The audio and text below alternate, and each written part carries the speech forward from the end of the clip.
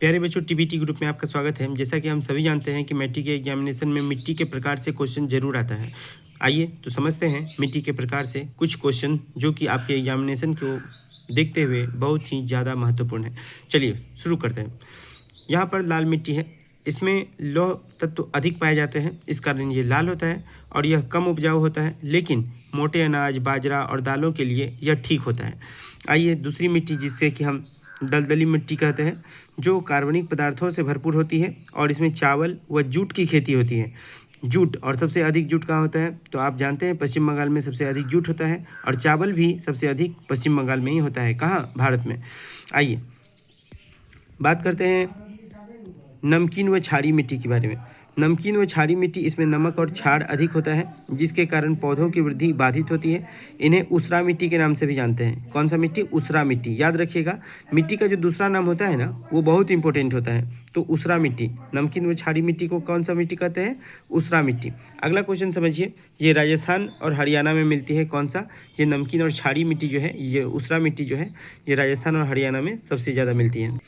आइए समझते हैं दोमट मिट्टी को, जो बालू और चिकनी मिट्टी का मिश्रण है, दोमट मिट्टी, और यह लगभग सभी फसलों के लिए सबसे अच्छी मिट्टी मानी जाती है। कौन सी मिट्टी? दोमट मिट्टी। तो एक नंबर पे अगर आप देखा जाए तो दोमट मिट्टी सबसे प्रथम स्थान पर है, क्योंकि इसमें बालू और चिकनी मिट्टी का मिश्रण होता है और यह लगभग सभी फसलों के लिए सबसे अच्छी मिट्टी मानी जाती है। उसके बाद आया लेटेराइट मिट्टी, जो कि अम्लीय होता है और इसमें चाय, कॉफ़ी और काजू की खेती अच्छी होती है। चाय, कॉफ़ी और काजू की खेती सबसे अच्छी होती है लेटेराइट मिट्टी में। अब आइए रेतीली मिट्टी। रेतीली मिट्टी जो कि थार रेगिस्तान या फिर राजस्थान में हम कह सकते हैं, और तटीय इलाकों में यह मिट्टी मिलती है। इसमें खरबूजा, तरबूज जैसी फसलें उपजाई जाती हैं। आइए नेक्स्ट मिट्टी समझते हैं।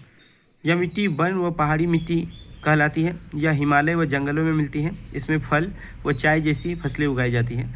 आइए अंतिम मिट्टी, जिसे हम काली मिट्टी के नाम से जानते हैं, यह महाराष्ट्र, एमपी, मध्य प्रदेश, गुजरात, आंध्र प्रदेश, तमिलनाडु और दक्कन पठार के क्षेत्रों में यह मिट्टी पाई जाती है।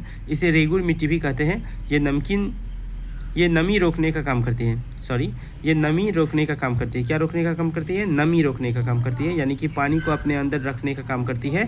और इससे में कपास की खेती होती है, इसीलिए इसे कपासी मिट्टी भी कहा जाता है। ये क्वेश्चन वेरी वेरी इंपॉर्टेंट है। काली मिट्टी का दूसरा नाम क्या है?